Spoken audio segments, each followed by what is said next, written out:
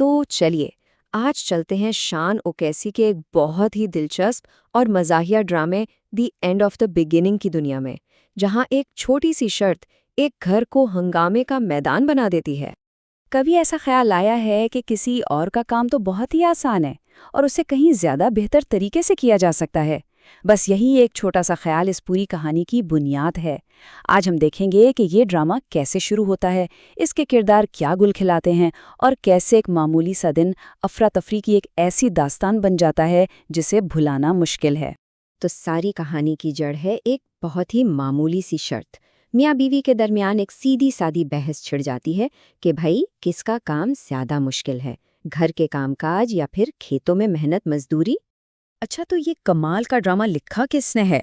ये हैं Shawn OKC, एक आयरिश ड्रामा निगार, जो इस बात के माहिर थे कि किस तरह मजाक और कहकहे की आड़ में समाज पर गहरी चोट की जाए। इनकी खास बात यही थी कि वो आम रोजमर्रा की जिंदगी से ऐसे किरदार उठाते थे जो बड़ी बड़ी बातें कह जाते थे। जरा तसव्वुर कीजिए, 20वीं सदी के शुरुआत का जमाना है और आयरलैंड का एक छोटा सा देही कॉटेज है। यही हमारा मरकजी किरदार डेरी बिरल रहता है, जो पेशे से तो किसान है, लेकिन उसे अपनी काबिलियत पर इतना घमंड है कि वो समझता है भाई घर के काम तो बस बच्चों का खेल है। और फिर डेरी की बीवी लिजी, जो इसकी बातों से बिल्कुल तंग आ चुकी थी, एक चैलेंज फेंक देती है। वो कहती है, देखो, अगर एक लफ्ज भी और कहा तो मैं सीधा खेत में घास काटने जा रही हूँ, फिर तुम जानो और ये घर के काम। बस यही वो लम्हा था जहां से इस शर्त की बुनियाद पड़ी जो पूरे घर को तहस नहस करने वाली। आइए अब मिलवाते हैं इस हंगामे के मरकजी किरदारों से। तो सबसे पहले हैं जनाब डेरी ब्रिल, हमारे खुद पसंद किसान जिनके ख्याल में इनसे बेहतर कोई काम कर ही नहीं सकता। फिर हैं उनकी समझदार और अमली बीवी लिजी ब्रिल, और आखिर में एंट्री होती है बेरी ड्रिल की, जो डेरी का दोस्त तो है लेकिन इतना अनाड़ी है कि इसकी मदद से हालात बेहतर होने के बजाय और बिगड़ जाते हैं। और जैसे ही लिजी घर से कदम बाहर रखती है, अफरा तफरी का खेल शुरू हो जाता है।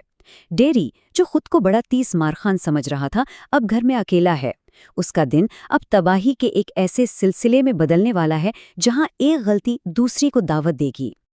अब होना तो ये चाहिए था कि डेरी काम शुरू करता, लेकिन नहीं।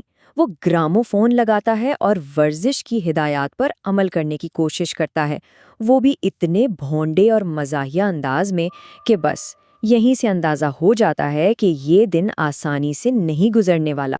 यहाँ से तो बस तबाही का एक ना रुकने वाला सिलसिला शुरू हो जाता है, जो देखने वालों को हंसने पर मजबूर कर देता है। ये बिल्कुल डोमिनो इफेक्ट की तरह है। पहले वो घड़ी तोड़ता है, फिर उसका दोस्त बैरी जख्मी हो जाता है, उसके बाद एक बिछिया को पकड़ने की कोशिश करता है तो पूरी अलमारी ही गिरा देता है, और आखिर में सारे फर्श पर तेल ही तेल। मतलब हर मसले को सुलझाने की कोशिश में वो एक नया, उससे भी बड़ा मसला खड़ा कर देता है। और इन सारे मसलों के बीच में एक और बड़ा मसला आ खड़ा होता है, एक बछिया जो रस्सी तोड़कर भाग निकली है। अब इसे काबू करना उनकी पहली तरजीह है, और यही कोशिश इस तबाही को एक बिल्कुल नई सतह पर ले जाएगी। बैरी परेशान होकर कहता है, अरे सोचो तो, अगर वो टहलते हुए किनारे तक चली गई और नीचे गिर गई तो क्या होगा? अब यहाँ ये समझना जरूरी है कि ये किनारा कोई दरिया या झील नहीं, बल्कि घर के पास एक छोटी सी घास वाली ढलवान है। देहाई जिंदगी की ये छोटी सी तफसील आगे चलकर बहुत अहम साबित होती है। तो हमारे अक्लमंद डेरी साहब इसका क्या हल निकालते हैं? एक ऐसा हल जो शायद ही किसी के जहन में आए। वो भछिया की रस्सी का एक सिरा चिमनी के अंदर से गुजार कर कमरे में रखी एक कुर्सी से बांध देते हैं। वाह, क्या शानदार मंसूबा है जिसका नाकाम होना तो लिखा ही था। और बस यही वो शानदार मंसूबा है जो हमें कहानी के क्लाइमैक्स यानी उसके उरूज तक ले जाता है। डेरी और बेरी तो फर्श पर पहले तेल से निमट रहे होते हैं कि उन्हें अपनी वो अजीब व गरीब ईजाद याद ही नहीं रहती। और फिर अचानक कमरे में रखी कुर्सी अपने आप फर्श पर घिसटना शुरू कर देती है।